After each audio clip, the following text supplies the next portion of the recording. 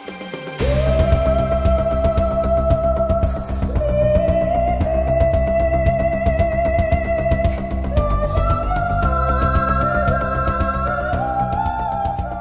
sejahtera, saudara yang kekasih di dalam nama Tuhan Yesus Kristus.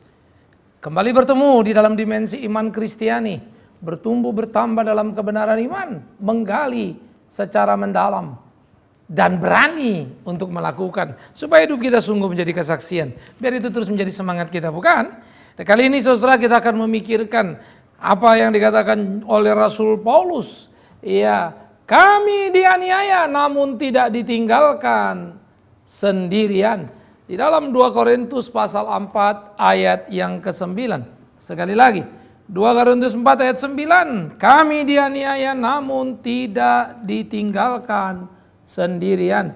Kemudian pada kitab Injil Matius, khotbah Yesus di bukit ucapan bahagia, dalam pasal yang ke-5 ayat 10 dan seterusnya dikatakan begini. Berbahagialah orang yang dianiaya oleh sebab kebenaran, karena merekalah yang mempunyai kerajaan sorga. Berbahagialah kamu jika karena aku kamu dicela dan dianiaya, dan kepadamu difitnahkan segala yang jahat. Bersukacita dan bergembiralah, karena upahmu besar di sorga. Sebab demikian juga telah dianiaya nabi-nabi yang sebelum kamu.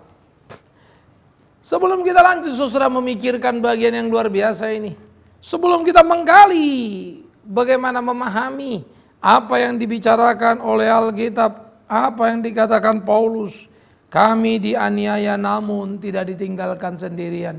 Kita lebih dulu berdoa. Kami bersyukur, kami berterima kasih ya Tuhan untuk kebenaran firman-Mu. Ajar kami mengerti, kuat tangguh di tengah zaman yang bengkok, melakukan kehendak-Mu, sehingga sungguh semua boleh jadi puji hormat bagi nama Tuhan. Terima kasih seluruh perenungan pemikiran kami lewat dimensi iman Kristiani. Kami kembalikan ke tangan Tuhan. Biarlah Tuhan yang menyempurnakan dalam belas kasihan Tuhan sendiri. Terpujilah Tuhan. Amin.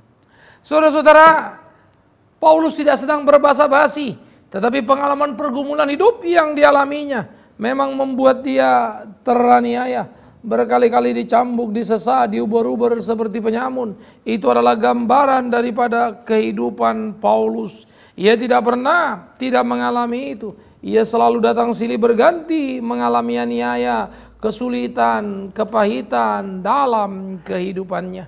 Bahkan puncak dari seluruh pelayanan Paulus dikatakan apa? Dia diberi duri oleh Tuhan Yesus. Bagaimana iblis itu terus mengocoh dia, tetapi dia tidak pernah menyerah. Dan bagaimana dia hidup sesuai kehendak Tuhan saja.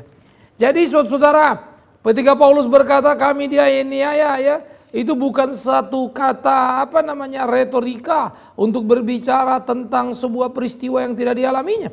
Tetapi bagaimana semua itu dialami oleh Paulus, tetapi dijalaninya dengan tidak cengeng, dijalaninya dengan keteguhan, kekuatan yang luar biasa. Dicambuk, disesah, diuber-uber seperti penyamun, keluar masuk penjara. Paulus mengalaminya. Tapi Paulus tidak pernah cengeng dan dia berkata, aku bersyukur dalam melayani Tuhanku. Kalau aku boleh menderita untuk Yesus yang sudah lebih dulu menderita untuk aku. Lagi-lagi konsep Paulus, konsep para rasul sangat berbeda dengan konsep orang Kristen masa kini. Kita mesti pikirkan itu. Kita mesti lihat itu. Nah oleh karena itu saudara yang kekasih, militansi keimanan kita harusnya kita tumbuh kembangkan. Militansi keimanan kita, itulah yang bisa membuat kekristenan eksis di tengah-tengah dunia yang kompromistis ini. Dianiaya namun tidak ditinggalkan sendirian menggambarkan betapa penganiayaan mewarnai kehidupan orang-orang Kristen. Dalam Injil Matius, Yesus bicara sedikit membingungkan. Karena dikatakannya berbahagialah engkau yang dianiaya. Bagaimana orang dianiaya bisa bahagia? Kalau Paulus berkata dianiaya tapi tidak ditinggalkan, mungkin kita bisa mengerti. Tetapi ternyata dalam dianiaya yang tidak ditinggalkan ada kebahagiaan. Bagaimana kita mengerti? Ya, ini kan jadi tidak sederhana, bukan? Yang lebih repot lagi, saudara, kata berbahagia yang dipakai itu adalah makarios dalam bentuk tensis yang present. Artinya begini, bukan berbahagialah nanti kamu masuk surga, tapi berbahagialah sekarang sebetulnya. Ketika kamu mengalami apa yang kamu alami, aniaya itu. Jadi berbahagialah ketika kamu dianiaya. Pada saat itu, kan jadi susah ini, jadi sulit. Bagaimana sih orang bisa berbahagia pada saat dianiaya? Bagaimana orang bisa menikmati itu? Sudah jelas aniaya mendatangkan ketidakbahagiaan. Karena itu pula Yesus berkata bahwa apa yang kamu alami dalam aniaya itu ingatlah. Karena para nabi-nabi sebelum kamu juga dianiaya hal yang sama. Artinya sepanjang generasi dari perjanjian lama ke perjanjian baru, penganiayaan terhadap para nabi dan rasul berlanjut. Saya selalu mengatakan konteks memang berubah. Mungkin penganiayaan fisik itu akan bergeser karena itu bisa pelanggaran HAM, bukan? Tetapi penganiayaan karena kebenaran, pengucilan, kesendirian, dan macam-macam lainnya akan menghantam kita, akan menghajar kita. Bisa saja orang menganggap kita jadi antik dan tidak perlu bergaul dengan kita, menyingkirkan kita karena kita dianggapnya tidak lazim, sehingga kita teraniaya karena sikap orang di sekitar kita. Bisa. Nah, jadi saudara yang kekasih di dalam nama Tuhan Yesus Kristus, inilah yang perlu untuk kita pikirkan. Bagaimana penganiayaan karena kebenaran menjadi warna dalam kehidupan orang percaya. Bagaimana penganiayaan karena kebenaran menghantam kehidupan orang-orang percaya. Tetapi orang percaya tidak boleh cengeng apalagi menyerah. Orang-orang percaya harus tegar, berdiri tegak dan terus menyuarakan kebenaran itu.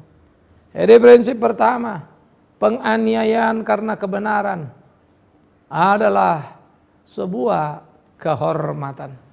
Jadi tidak perlu dihindari dan tidak perlu ditakuti. Tidak perlu mengalami kegentaran karena itu adalah kehormatan luar biasa. Tetapi lagi-lagi saya selalu akan berkata, bangunlah pemahaman yang benar, rekonstruksilah seluruh pemikiran yang salah. Jangan bilang ikut Tuhan Yesus semuanya beres dan tidak akan ada aniaya. Karena begitu aniaya tiba, kau akan cengeng gelepar nggak karu-karuan. Itu sangat rendah. Jangan meninabobokkan dirimu dengan berpikir ikut Tuhan semua beres, gampang dan mudah. Karena memang Alkitab tidak pernah menjanjikannya. Jangan memutar balik sekelompok sedikit ayat hanya untuk melegalitas apa yang ingin kita sampaikan. Selalu camkan secara keseluruhan, totalitas. Disitulah kita bisa mengerti kebenaran itu dengan penuh. Disitulah kita bisa mengerti kebenaran itu dengan utuh. Jadi cintailah kebenaran, pahamilah kebenaran dalam pengertian yang penuh. Jangan menjadi lari karenanya. Saudara-saudara yang dikasihi oleh Tuhan Yesus Kristus, ketika dikatakan di dalam bagian seperti ini, bagaimana seharusnya orang percaya dihidupi dan menghidupi kehidupannya. Bagaimana orang percaya mengalami aniaya karena kebenaran itu. Tetapi itu menjadi kehormatan yang luar biasa. Aspek yang kedua, disebutkan saja kehormatan, tetapi juga menjadi kebahagiaan, saudara. Sehingga kadang-kadang saya pikir-pikir ya, kalau rasul-rasul itu bilang bersyukurlah kami boleh menderita untuk Tuhan. Saya kadang-kadang suka pikir, saudara, ini nabi-nabi, rasul-rasul ini dalam tanda petik maniak terhadap penderitaan. Mereka begitu menikmatinya. Ini kalau kita bilang makanan itu kayaknya makanan kesukaan mereka. Celakanya, justru kita orang modern paling benci itu. Celakanya, kita akan berusaha apapun supaya tidak ada aniaya. Jangankan itu, gaya hidup memanjakan kita. Mengganti TV tak perlu kita berjalan datang ke TV, itu cukup dengan remote control. Ya, sekarang bicara di telepon kita tak perlu lagi mengangkatnya, cukup dengan wireless. Dan kemudian bergerak lagi. Kita sakit disuntik atau dioperasi tidak lagi berasa karena ada bius. Bayangkan di waktu lampau. Sayangnya kemajuan teknologi yang ada, yang seharusnya menolong kita untuk mempermudah banyak hal, ternyata ikut juga melemahkan daya tahan kita. memperlemah mentalitas kita, semangat kita, daya juang kita. Ini memang menjadi efek negatif terhadap sebuah kemajuan itu. Tapi kita tidak bisa naif untuk menafikan kemajuan, bukan. Kita bisa memanfaatkannya tanpa harus berubah mentalitas kita.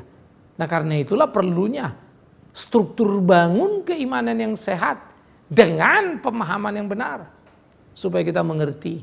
Karena itu aku ingin berkata kepada tiap engkau saudaraku, bahwa dianiaya karena kebenaran adalah kehormatan, dianiaya karena kebenaran adalah kebahagiaan. Itu luar biasa. Nah, oleh karena itu mari kita jalani hari-hari kita, mari kita jalani pergumulan kehidupan kita. Jangankan nabi, jangankan rasul, Yesus sang benar, yang lahir suci dan tak pernah berbuat dosa sepanjang hidupnya. Yesus yang Allah turun ke dalam dunia menyatakan dirinya. Yesus yang penuh cinta kasih. Yesus sumber hikmat sejati. Menyenangkan luar biasa. Apa yang didapatnya? Dia beri makan 5.000 orang. Hanya dengan 5 roti, 2 ikan, belum termasuk perempuan dan anak laki-laki. Disembuhkannya banyak orang sakit. Dibebaskannya banyak orang kerasukan. Tapi caci maki lah yang diterimanya. Olok-olok lah yang diterimanya. Saliblah yang didapatnya. Rasul mengikutinya. Yakobus muda mati dibacok di Yerusalem. Yohanes menikmati hari tua, tapi di pembuangan Patmos. Petrus disalibkan kepala ke bawah, kaki ke atas. Paulus tadi itu disesat, dicambuk, diuber seperti penyamun, masuk penjara, keluar dan menghabisi hidupnya di sana.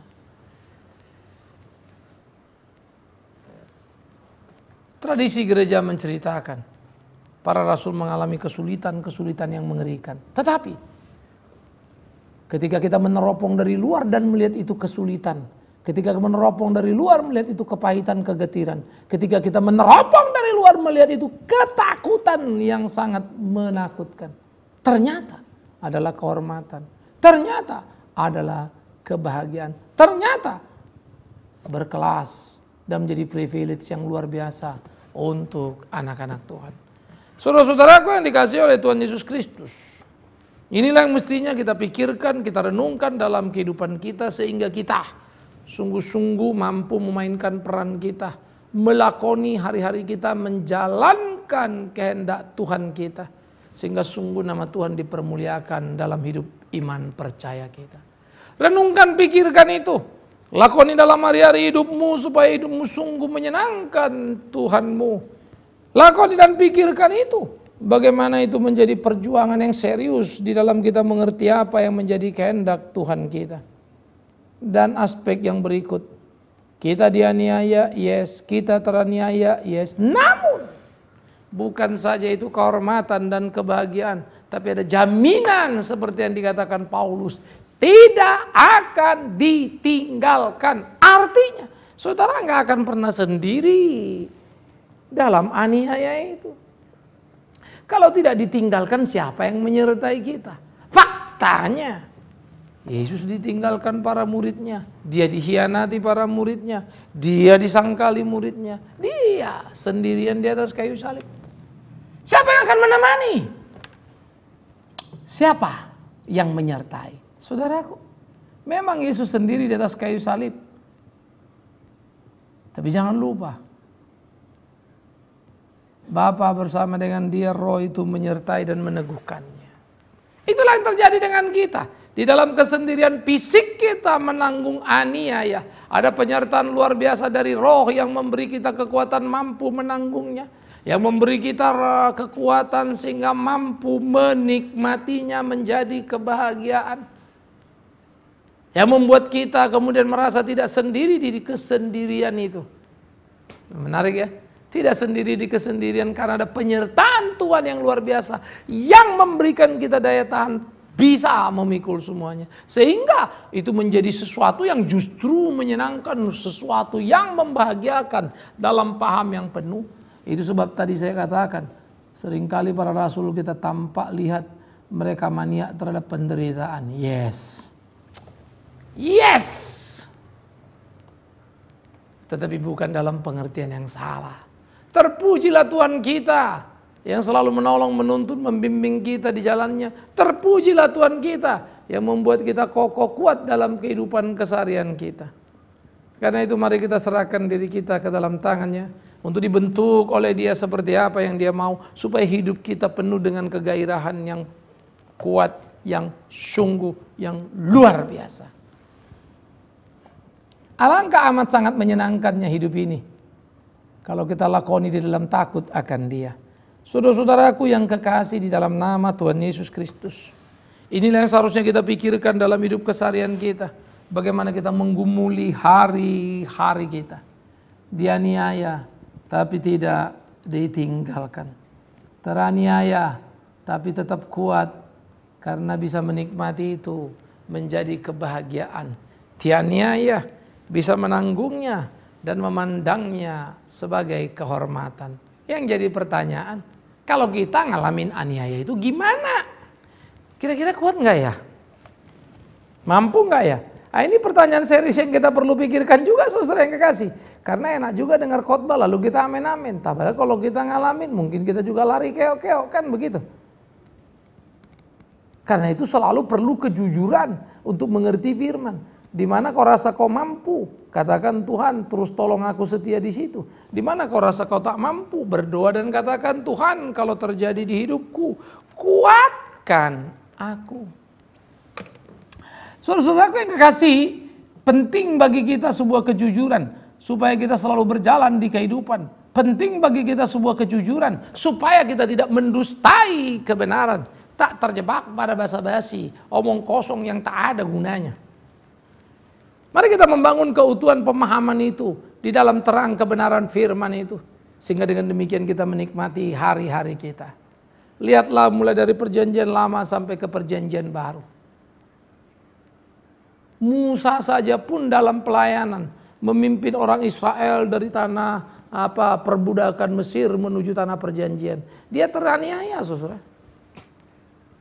Teraniayanya Musa karena apa? Perilaku orang Israel itu yang membuat dia sampai stres berat. Sampai satu waktu Tuhan suruh ngomong sama batu, dia pukul batu itu. Batinnya menjerit-jerit. Dia bingung, terjepit di antara kedegilan orang Israel dan murka Allah.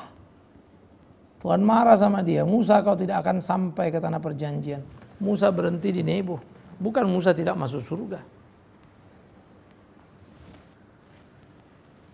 Musa ada di surga dan diangkat mayatnya oleh malaikat.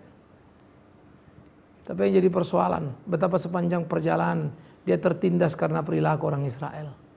Itu sebab ketika Paulus dianiaya karena kebenaran, dimasukkan ke dalam penjara, ia tidak menjadi marah dan kecewa, dia tetap memuji Allah. Dia tidak sendirian di sana. Allah menyertai dia, Roh bersama dengan dia, memberikan dia gairah dan semangat menghadapi kehidupan, memberikan dia kekuatan untuk maju dan terus berjuang, membuat seorang Paulus mencatat catatan-catatan luar biasa sebagai seorang pelayan Tuhan. Tidakkah engkau bergairah untuk hidup sesuai kehendaknya? Itu gairahku dan gairahmu, gairah kita yang harusnya kita tumbuh kembangkan. Supaya hidup kita penuh pemaknaan, supaya hidup kita penuh kesukaan, supaya hidup kita berkemenangan. Alangkah amat sangat perlunya saudara-saudara yang dikasihi oleh Tuhan Yesus Kristus. Ayo kita bertanding, ayo kita jalani.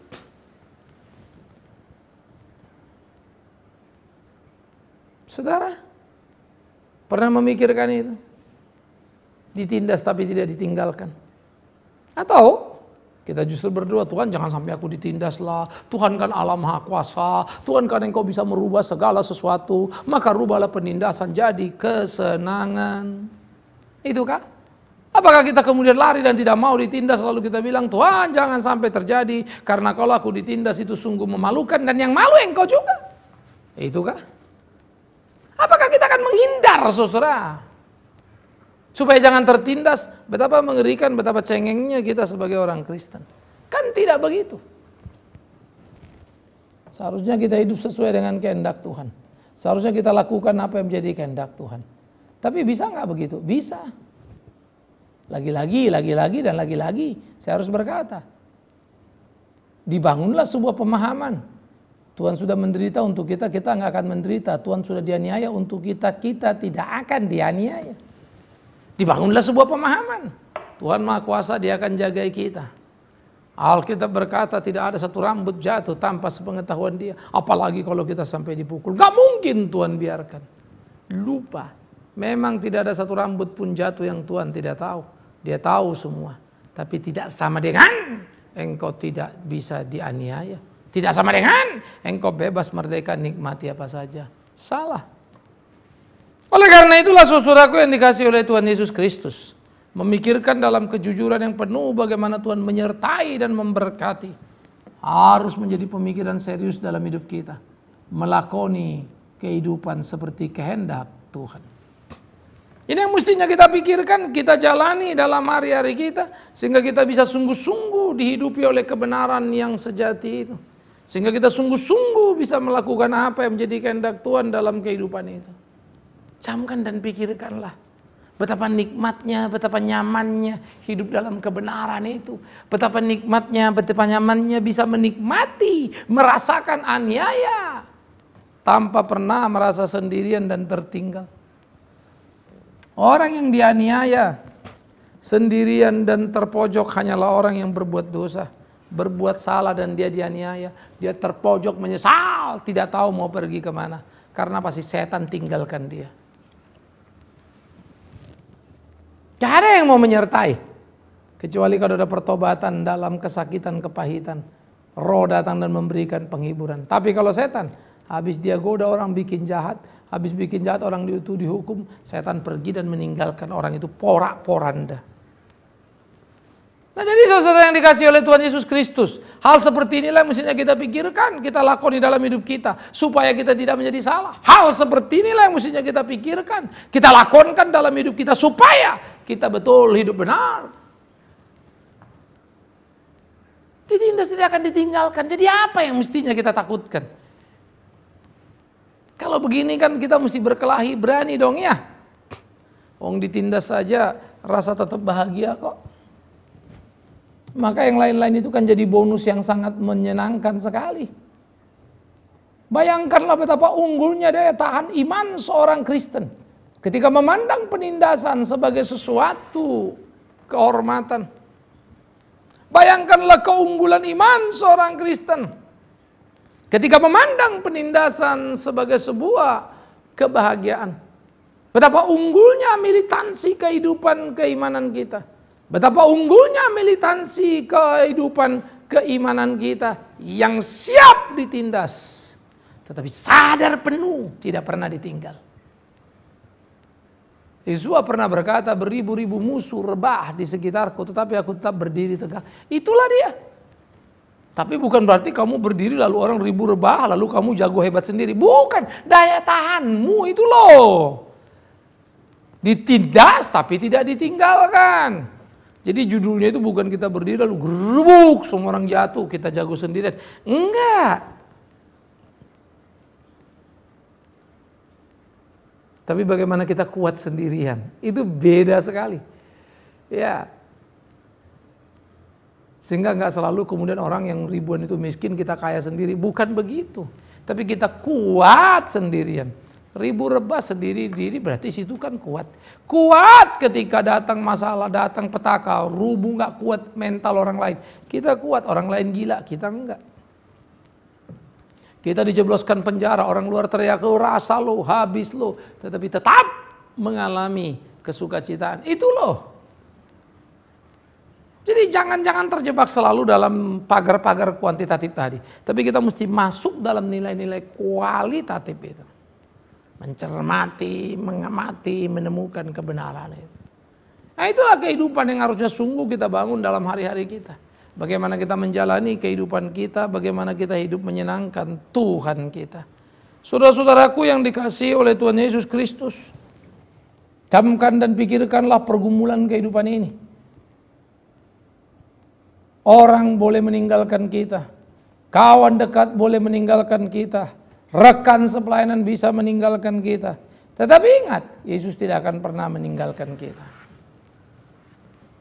Roh itu akan terus menyertai kita. Sampai kapan? Sampai kesudahan zaman ini. Karena itu Paulus betul. Kami dianiaya tapi tidak ditinggalkan. Yes.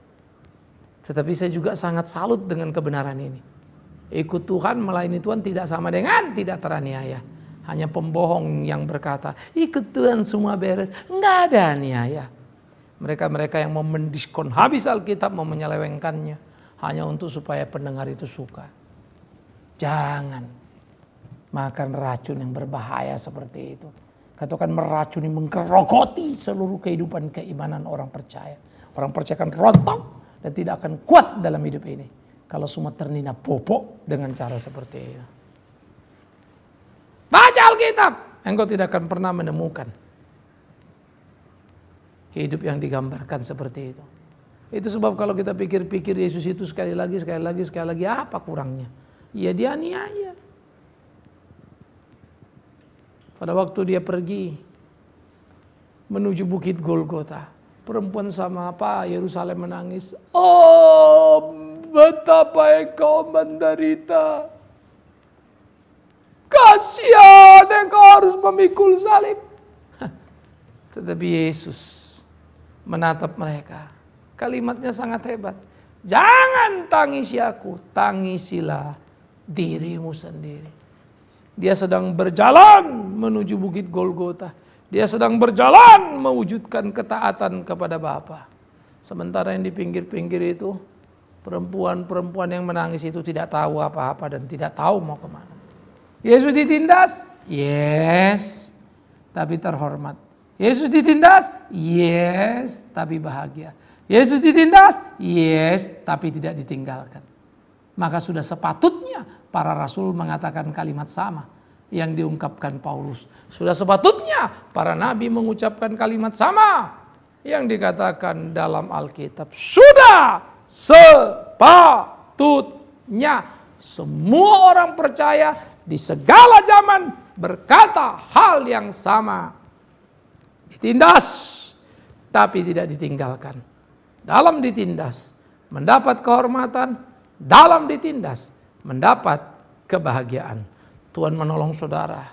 Tuhan memimpin kita untuk kita memahami makna itu dan kuat hidup di situ untuk boleh melayani Tuhan kita dari hari ke hari, hidup menyenangkan hatinya, melakukan apa yang Dia mau. Amin. Kita berdoa, saudaraku. Kami bersyukur, berterima kasih untuk firman hidup. Biarlah Tuhan menguatkan kami supaya kami mampu di tengah-tengah zaman yang bengkok ini mempunyai iman yang teguh seperti apa yang Tuhan mau. Hidup kami senantiasa memuliakan nama-Mu. Kami tidak menjadi cengeng, iya Tuhan. Ditindas tapi tidak ditinggalkan. Biar menjadi monumen yang menancap dalam batin kami. Hidup sesuai kehendak Tuhan. Terima kasih Bapa, di dalam nama Yesus Kristus. Kami berdoa, bersyukur dan mohon pimpinan Tuhan senantiasa. Terpujilah Tuhan kekal selama-lamanya. Amin.